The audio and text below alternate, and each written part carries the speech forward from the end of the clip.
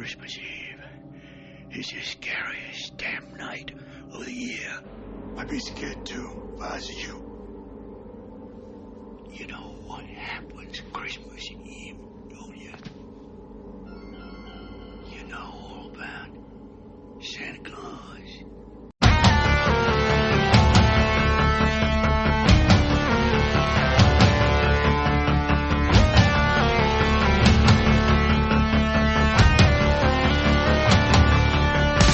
Welcome to the Cemetery Gates podcast featuring Xander Kane and Android Virus.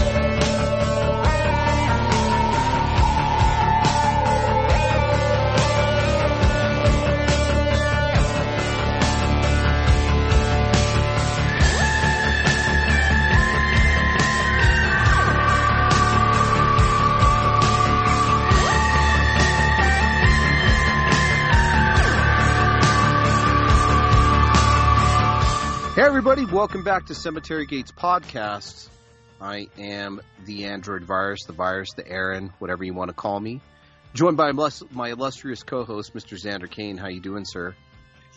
Doing good, man. Doing good here. Just hopping on the show, wrapping out what we believe to be the final show of the year. Final show of the year, 2022 is down the hatch, down the garbage disposal. Almost. Yeah, so, this is it. We figured we'd come in with some wintry horror. Winners. We were going to do, full disclosure, we were going to do a short film, but I watched it. It was terrible, and I didn't watch it till late, so we didn't pick another one. So, he saved me from it, ladies and gentlemen. Yeah, I was like, it was a stinker. Yeah, he said no. Well, the good. YouTube comments were solid on it, and there was a decent amount. And I was like, all right, cool. And then I watched it, I was like, Wasn't your thing. And these must have been this must have been what the 12-year-olds did on their break from Fortnite, was watch shit and comment. Or bought their comments. I don't know, one of the other. Yeah. Something like that. Pay to play. That weird. You buy your, what is it? You buy your, it's like people buying users. You know what I mean? Twitter users and shit. Although I have considered that before to get my name out there, to buy Twitter users or Instagram users. I don't know. I'll have to look into it. I'll have to read some reviews on it. But I digress, sir. We're at the end of the year. I've been scouring, man, fucking just trying to for other podcasts, just trying to find anything horror Christmas, and from what I understand, 2022 delivered in December for a couple of an action adventure Christmas movie, and the one that you were just talking about was a Christmas Bloody Christmas. Yeah, right? Which is fucking good fun. It has Santa's basically a robot. He's like an animatronic Santa that gets recalled because they had problems with him, and this one store has one left, and it flips its shit and goes all Terminator on everybody. Nice. Don't tell me no more. It's pretty great. I will say it also has the best sex scene of the year in any movie is in this movie, in my humble opinion. All right. Well, hey. Yeah. So I'll leave it at that. We're going to leave it at that. Well, I will say that's where we cue the lovely music Mr. Sean made for us. Right. Did Xander pick a porno? I know I almost did this time. But, so I can't wait to see. And then there was that new one with David Arbor or whatever. What's his name? Yeah, Violent Night. Yeah, I wanted to go. Go ahead. We're getting one more Christmas horror before the end of the year. On the 22nd, I believe we're getting the Christmas Tapes, which is a found footage Christmas horror flick. Well, there you go, dude. I can't wait. Love me some Christmas horror. I would have to say still at the top of the food chain Christmas horror for me is Silent Night, Deadly Night. Yeah. Love it. Love it. I like the later entries too. I know they're not nearly the same. Great. Like, I like the Toy Maker. Is that the fourth one? Oh, the Toy Maker, Mickey Rooney. Oh, it's fucking hilarious. That was just so. It's just so just kind of quirky and silly, out of pocket. You know. Yeah, it's just. I think it's good fun. I still haven't seen the one with Bill Moseley, where he has like an exposed brain with like a jar on the top of his head. Oh yeah, that's the second one, I think. No, the second one's just a fucking. Oh wait, no, I'm sorry, it's the third one. Okay, it's the third one. Yeah, yeah. Where he's walking around. Yeah. It's quite silly. Yeah, I can imagine. So, yeah, there's that, but not as good. I mean, Silent Night, Deadly Night's number one for me. It's just it's just a shocking film, so fucking dark. But I do love me elves. Out of all the Christmas horror, I love fucking elves. With Dan Haggerty. Haggerty, yeah. Grizzly Adams, which we've done on the show. Oh yeah, many moons ago. Yes, love elves. Many moons ago. How can you not? How can you not beat a Nazi super soldier that happens to be an elf that has to mate with one of the SS's granddaughters who was made by incest to make the super soldier on Christmas Eve? Yeah, that's it. It's fucking insane. That's it in a nutshell. But what have you been watching other than these films, sir? So other than these films, I did go back and watch God Told Me To from 1976, directed by Larry Cohen, which is always one of those. I think Troma may have put it out at some point. Pretty sure. But yeah, it's about a cop who's investigating some murders, and like it's all these weird scenarios where people are getting killed, and then when the detective finds out, the only thing they say is "God told me to." Oh. Yeah. It's got like Andy Kaufman apparently is in it, but I don't even remember seeing him in it. There's a shitload of people in it, but it's just a good kind of weird little 70s flick that I had been wanting to see for a long time. So I checked that out and I enjoyed it for sure. So I think it's on. It may be on Shudder. I can't remember where exactly I watched it, but it was well worth the watching. And I watched The Leech, which is another Christmas horror movie that came out on Arrow. Mm-hmm. On Arrow Player. It's about a minister who is at a church that's kind of like struggling, and he doesn't have too many people in his parish, and he winds up taking in like this kind of strung out homeless guy and his girlfriend, and it's all about him being like super patient with them because it's like the holidays, Yeah. And they just keep getting worse and worse, and he starts getting like fucked up with them, and they wind up having relations, and it just kind of gets complicated. It's a weird little flick, nothing really crazy amazing, but it was just an interesting little Christmas film, but didn't really feel like Christmas. And then I just watched a flick called Habitual that has. You ever watched the Challenge back in the day? Mm-mm. On MTV, where they do all the little challenges and shit. Yeah.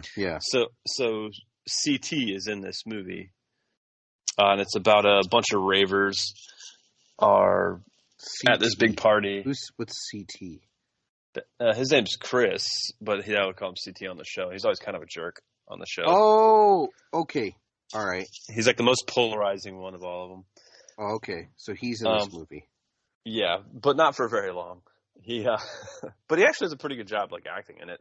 But it's about a bunch of rave kids that are trying to throw a party at a insane asylum, and there's a whole weird story of they have some bad drugs, but also some crazies from the hospital are still there, and they're like doing, they're killing them all and eating them. There's some really, really like brutal and violent scenes in this movie, just gore-wise, where they just like rip a dude's guts out and just like eating them. Pretty creepy masks, so some pretty creepy imagery, a ton of good gore in it, but the story is just kind of like slightly confusing on what they were going for. Didn't really make a whole lot of sense, but if you're into a bunch of gore, then this is worth checking out. That's your thing. That's your thing. It's worth checking out. Yeah. And the last thing I watched was Pandemic Thirst, which is a Chris Woods film. And if you're not familiar with Chris Woods, he does sleazebox and all that stuff down in Florida. So they make a bunch of sleazy. They do like Death Escort Service and all those flicks. But this is basically just about some vampires during COVID and blah, blah, blah. It has all the normal nudity and gratuitous violence and blood as you expect from Chris Woods. So if you're into that indie stuff, go check that out too. There you go, man. What have I been watching? I haven't finished Stranger Things yet. I'm waiting for the wife, but a lot of ghost shows. I watched. You're gonna laugh at this, bro. Again, I watched Blood Beat. Blood Beat. Why did you watch it again? For Is It Really That Bad podcast. Oh. So we all commentated over it, and it was my pick. And so Mona was like, "No," and I was like, yes, that means yes. So that means absolutely yes for doing this. Yes, and we did it, and it was as bad as I remembered. Fucking all over the place. It's weird. I don't know. It was strange. I didn't care for it. None of us liked it. It was pretty bad. So yeah, it was that bad. But still, no second chance on that one. No. I did our first and second chance for both of us, sir. Because remember, thank you so much. Yeah, because remember we were supposed to watch it the first time and you forgot or something. I don't know. Yeah. And then I was like, you owe me one or something. I forget, a long time ago. Yeah. And then I watched it again. So I did our first and second chances, and no, it doesn't pass. So there you have it. And then I checked out a really interesting one. I love it when this happens. Sometimes you find yourself sitting in a hotel room, or you're just flicking through the channels, nothing's on, and you just put it on a random ass movie, and very far and few between you get surprised. But my wife was checking out Lizzie the other night, and I was like, I'm going to watch this with you, because it was just kind of catching it in the background. I was like, this sounds interesting. So we watched it, and pretty damn good movie. But it's Chloe Sevigny and Kristen Stewart. And basically, it's about the Lizzie Borden axe murders and an interesting take on it. Great acting, great gore, just a lot of buildup. It's a thriller, I guess.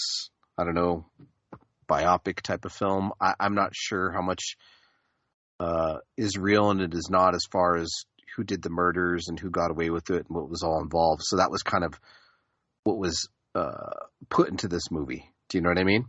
Yeah. So, I mean, it could all just be fan fiction. Nobody knows, but it kind of breaks down that Lizzie and the maid are lovers, and it just goes a lot deeper than whatever. But anyways, I liked it.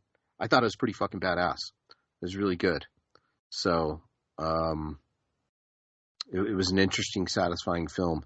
And that's pretty much it, bro. Not a whole lot. A lot of TV here and there, but mostly wrestling, but we don't talk about wrestling. So this is kind of funny. I was looking at the cast for Lizzie, and I looked and saw one of the girls in Lizzie who plays Susan Gilbert, and apparently in Lizzie, the actress is a local Atlanta actress that I see all the time at an improv theater. And wow. She's awesome. And she's super awesome. So that was kind of cool. Tara? Tara Ox, yeah. Yeah. That's cool. Yeah. Anyway, shout out to Tara. Yeah, that's really cool, man. Yeah. Good movie, though, man. Good movie. I really, really thoroughly enjoyed it. Yeah, that's not the same thing I thought it was. So. Yeah, it was great. You were telling me about how it was a series, and I was like, no, I saw it as a movie. Yeah. I thought Chloe was in that too, though. But I don't know. I'm confused. You could be confused, sir. You can be very confused. All right. So up tonight, guys, we got a couple of movies that, again, were oddly similar. So we're back on fucking beat, bro. That's right. Back on beat. Movies that were oddly similar. Yep. And it was kind of strange that that happened again. So, anyways, we're gonna go ahead and start with your pick. 1981's Ghostkeeper. I'm going to go ahead and play the trailer because we haven't done that in a minute, and I think we need to. So anyways, we're going to play the trailer, and we'll be right back.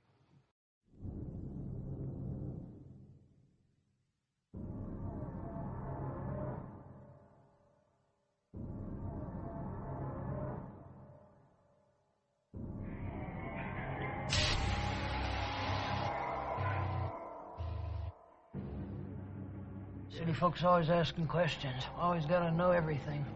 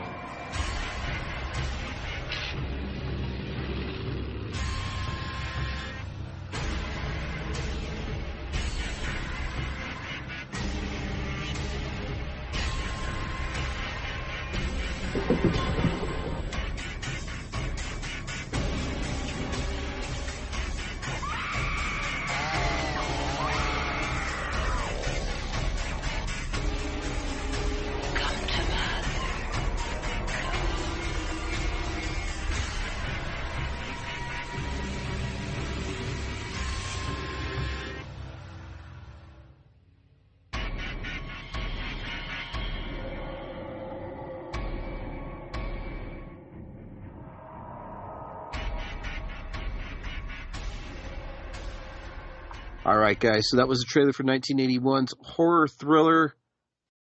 I don't know if you want to call it a classic, but Ghostkeeper. What? How dare you?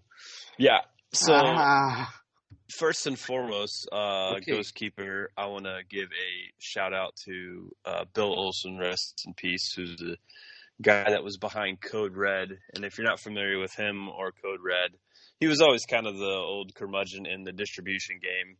And I always kind of complained about about the young ones coming into distribution, this and that. Like he had a lot of beef with Vinegar Syndrome and Massacre Video.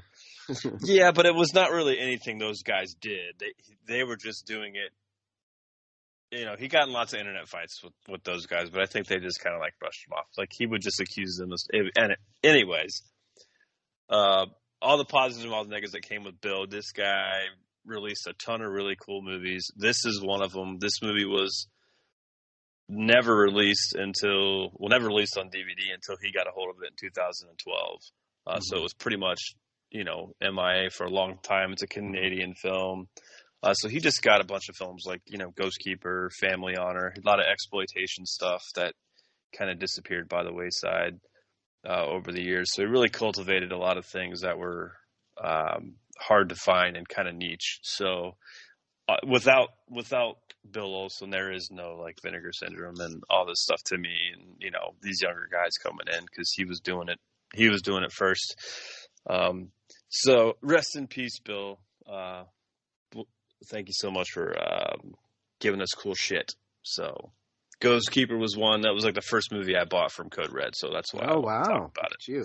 Well, I feel like we watched this in the past sometime, but we never recorded on it, or we maybe were trying another service for a hot minute, and it just kind of got lost. I don't know. I think it was when we were trying to do that app Anchor. That you could record and Anchor, and everything just went so weird. We couldn't get that to work for shit, so we bailed ship on that, and I think that's when we tried to do this movie. So we actually recorded about this whole movie before, but we believe it's MIA. So but anyways, now we can actually talk about the movie. So this is about a group of it's two girls and a guy, and they're just like on a snowmobiling trip, and they go cruising through, and they stop at this like weird gas station and have this like weird interaction with this old dude. And he's like kind of warning them about, the weather and this and that. And, of course it's New Year's Eve. So they decide they're going to just keep riding without, listening to the storekeeper essentially. I mean, he doesn't give him a grave warning like in Friday the 13th, but he's like, get back before dark. So they decide to go riding before dark. They wind up, the weather comes in early, and they get stuck in this blizzard, and they're just find this little road. They go off the road, and they find this like giant resort, hotel, whatever you want to call it. This is all filmed up in like Banff, up in Canada. So you got like giant snowy mountains, and like the snow is really coming down. There's like several scenes where they're like in a good 2 foot of snow trudging through the wilderness, which is really cool to me because it really gives like this movie feels cold. Like it just feels cold. Like you see their breath all the time, even when they're in the house or outside, and it's just kind of dark and dreary. It definitely gives you those like Shining vibes. And it has some really great music, I think, actually, throughout the film that is just really kind of subtle and works with the movie. But go ahead. Can I preface this with I think that Marty was trying to spin a threesome the whole time? I'm sure, yeah. Yeah. He totally was, wasn't he? Didn't you get those vibes? Absolutely. Okay, and his fucking main squeeze wasn't biting. I got that out of this movie.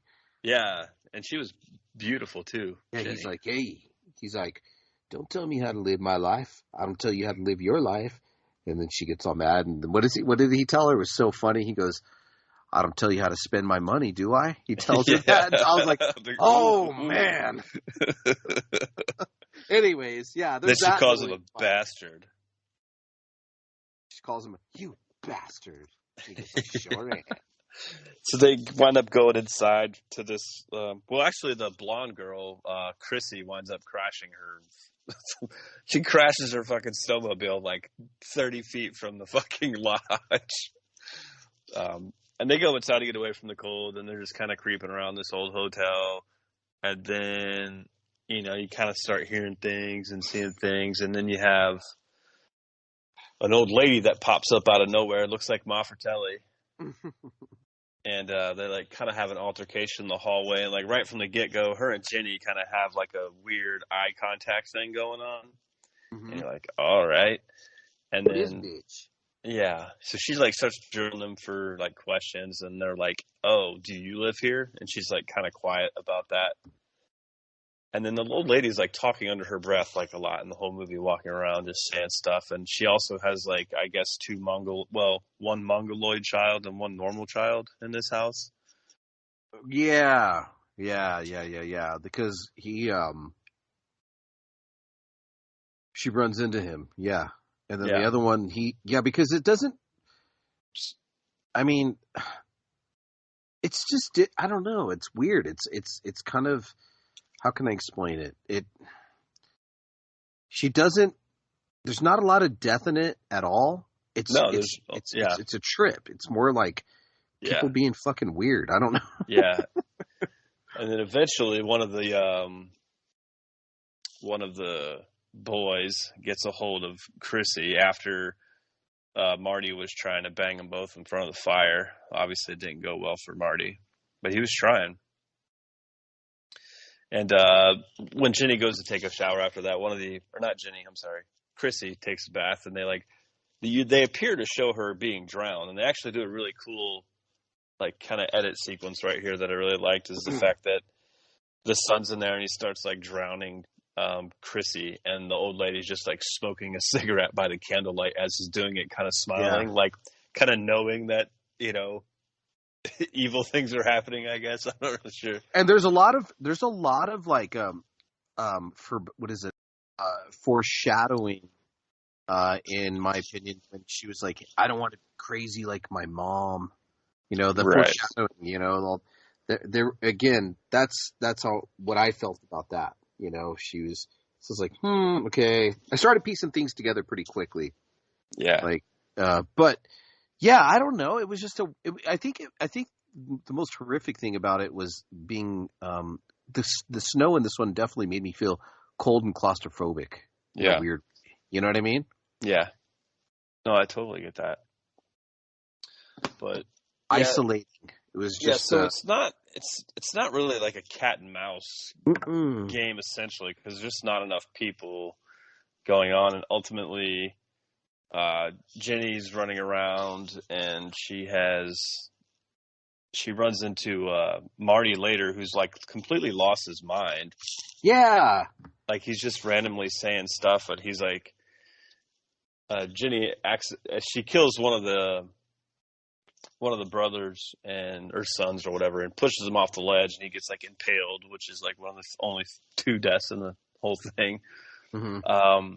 And he's like, you shouldn't have killed him. You shouldn't have killed him, Jenny. Yeah. You shouldn't have killed him. And it gets all high and mighty about her killing this guy. So something. But he's like losing it though on the same token. Like it's not like he's almost kind of manic about it. Do you know what I mean? Like he's not like He's not of his right mind. Like didn't he put some fucking grease on his face or some shit? Yeah, he had grease on his face from like trying to fix the bite or the jet ski. He had like Rambo face going on. I was like, what the fuck?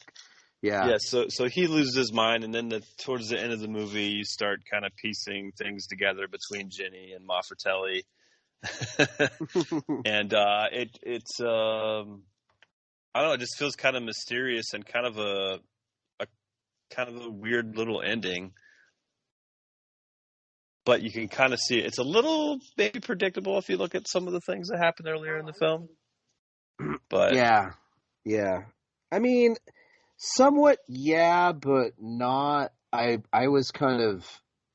I don't know. The ending is pretty. I don't know. I like the ending, to be honest with you. Yeah, and I should be clear that the one Mongoloid son is actually supposed to be a human Wendigo. Yeah, Wendigo. So it's playing off the Wendigo, story. But yeah, that's Ghostkeeper in a brief synopsis without giving away the ending. But I did like the ending as well. I really like this movie for a wintertime movie. I watch it more often than other. I don't watch it every year, but I always look forward to watching it when I do. I just love.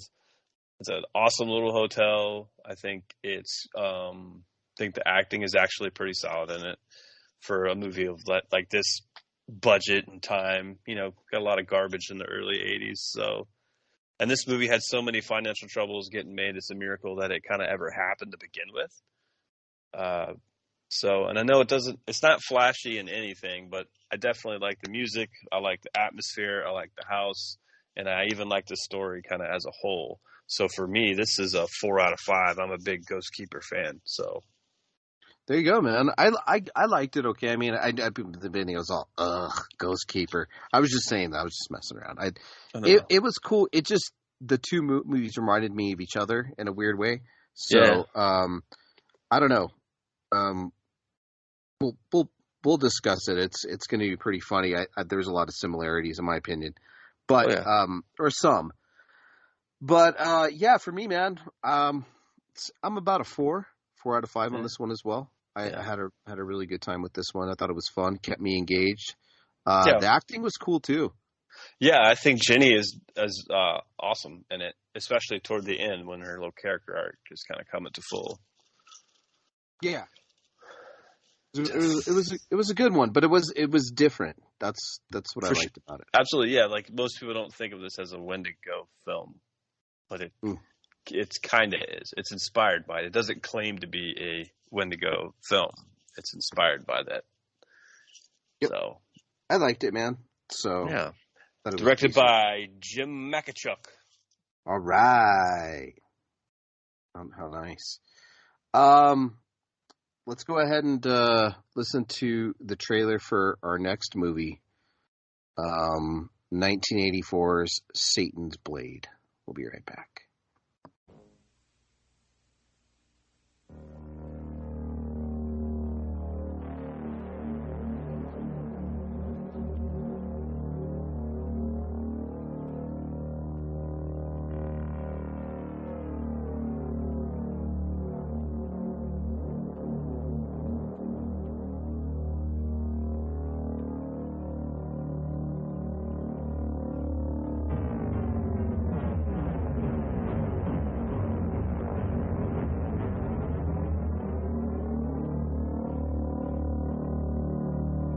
It came from hell, bearing a curse as eternal as the devil himself, bringing with it a siege of madness, terror, and murder.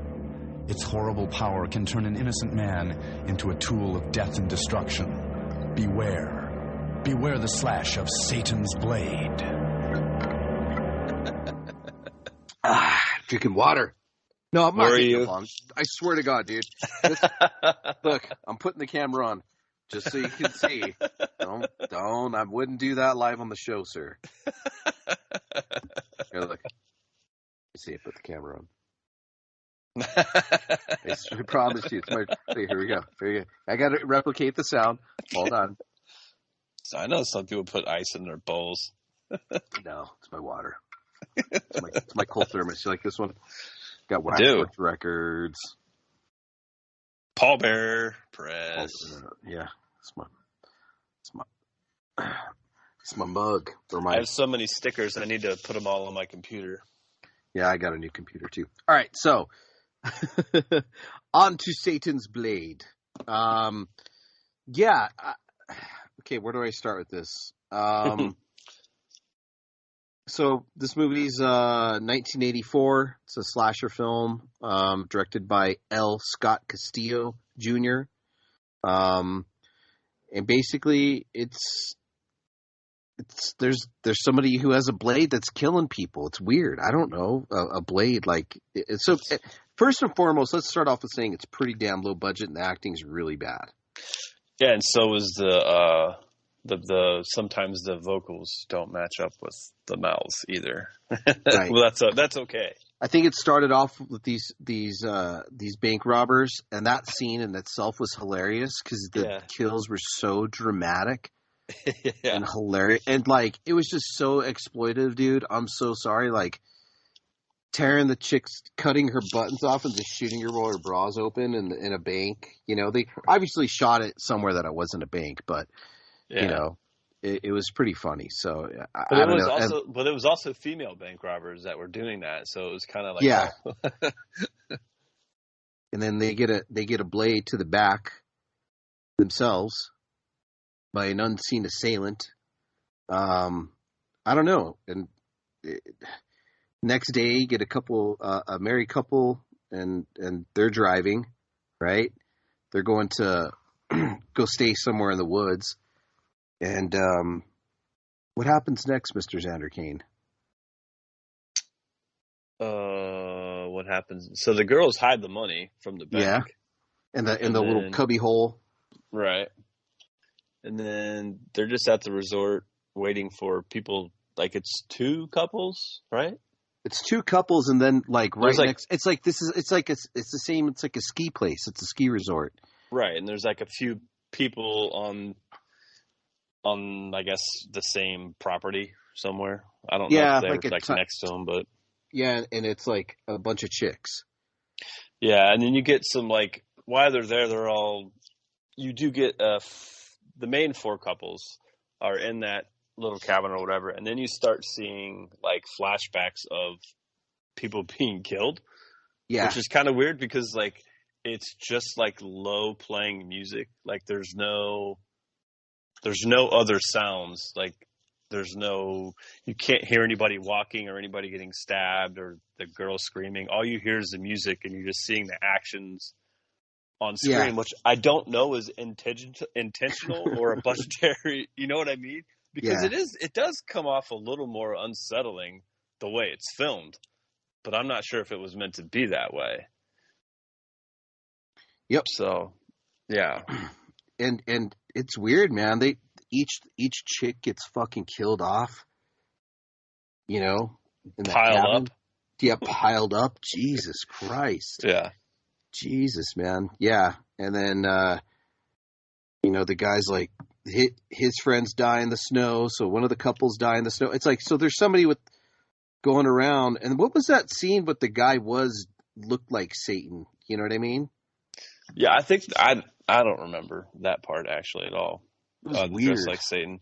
I just remember the blade glowing. Yeah.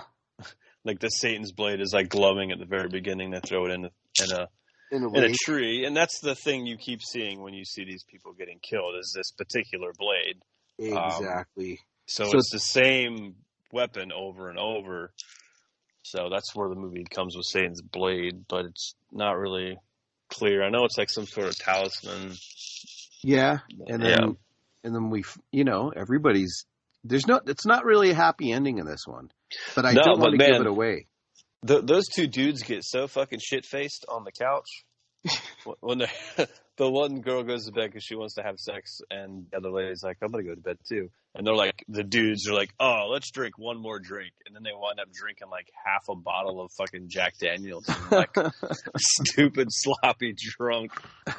And then this is the point where like the girls start finding the dead bodies and shit starts happening, and one of the guys comes up and scares them through the window with like a fucking wolf mask or some shit. Yeah. And these guys are like instantly sober all of a sudden. I'm like, what the fuck? You guys were trashed, slurring words and drooling on the couch, and then all of a sudden, like, oh, hey. Yeah. Like nothing had happened. Yeah, it was an interesting film, man. I mean, it was kind of like, again, another snowy film. Lot of fodder in this movie, meaning a lot of women to kill. I mean, a lot. So you know where it was going to go. A lot of breasts, scantily clad women dying slowly with their underwear on, basically. Yeah. Like, all over the place. So yeah, I mean, to me, this was kind of an exploitation film in a weird way. I'm just trying to figure out how to categorize it, you know? Yeah, because it's technically it's a slasher. Yeah, it is. But like it's weird because like it's kind of the weapon. I mean, I know someone is controlling the blade, but it's like the weapon is the slasher, not like a person necessarily. Like this movie could have made another one called Satan's Blade and just be about somebody else that happened to get this knife and start killing people. Sure. Yeah. Satan's Blade too. Because there's also stuff with playground. like, there's also some weird things where like one of the girls like has visions, like, or a nightmare or whatever and all that. She like sees all the people dying in like the flashback. So it's like, does she have some sort of like, not psychic ability, but you know, more in tune, but they don't really embellish on that she just has a dream and imagines all that shit. So a lot of snow walking in this movie. A lot of making your own trails, if you know what I mean. Hey, just go stand up there and walk down the mountain where there's no trails. There's so many scenes like that in this movie, bro. There's also a great kill in the snow where the one lady gets the blade gets thrown from across the forest and hits her in the back. Oh. And then she slides like down the snowy hill like 20 feet slowly. It's like the slowest scene. Really milking that shot for all it's worth. I mean, dude, I didn't hate this movie. It was pretty, not at all. Dude, it was like, I didn't hate it, but it's pretty fucking low budget. Like, it's about as, like, we could make this low budget. Like, you know what I mean? Like, right. Like, it's pretty damn low budget. But, like, I mean, I don't know, man. I gave it about a 3 out of 5. Yeah, I said on that too, because there is some really cool like shots in this movie. Like there's a really cool one where after one of the girls gets drowned or whatever, or she gets stabbed and drowned, and then the killer's holding up her head, like just out of frame of where another girl is like calling her name, and she's like standing there half naked, and it's just like a really cool like Argento-esque looking shot. So like there's definitely like some competent decisions made in this movie. I think it's just definitely victimized with budget and, you know, maybe a little bit of know-how on some things, but it's definitely enjoyable. Yeah. Love the cover. I remember seeing this fucking thing being a little kid, in the video store. Satan's Blade. It's just to me, it's an iconic cover above anything. If you just, you know, you look at the cover and you're like, if you grew up in the VHS stores like the rest of us did, you'd be like, oh, okay. You know, I remember that cover. Yeah. I'm going to rent that one day. Yeah, I think Arrow looks like a heavy metal. Looks like a heavy metal album cover. Yeah. It is available for purchase on Blu-ray and DVD from Arrow and Olive Films. Worth it. And yeah, and you can still find Ghostkeeper if you're interested. It's just a little pricey because it's out of print. Yeah. Totally worth it. Hopefully somebody else picks it up. Yeah, Satan's Blade's totally worth it. It's something I could show on my show, even. Yeah. It's freaking hilarious. Anyways, so what you got going on next, sir? We're gonna take off until next year. Take off till next year. Maybe I don't know. May try to do a couple of special episodes next year. Okay. I don't know on what. Or maybe just, I don't know, do little one-offs or something. Figure it out, dude. We'll figure it out. Because I kind of been wanting to do some of these, like, sleazy 70s, like, crime fucking movies, like Family Honor and Mafia shit. Oh, yeah. So, I don't know. Because there's a lot of cool shit on Arrow player that I want to talk about. It's not really horror, but it's pretty. I mean, it's exploitation. So, dude, I'm. You know what, bro? Yeah. It's our show. We can fucking dip our toes wherever we want. Yeah. So I would look for that to come. A few shows that obviously it'll still be in the same feed, and we'll just do whatever the fuck we want. It's fine. Yeah. So we'll just maybe label the show something different. Like I don't know. We'll figure it out. You know, the Syndicate special. I don't know. Yeah, we'll figure it out. All right, guys. Hey, Happy New Year, Merry Holidays, whatever they say. And, all the things. We'll see you on the flip. Yeah, Thanks for listening. Yeah. Bye.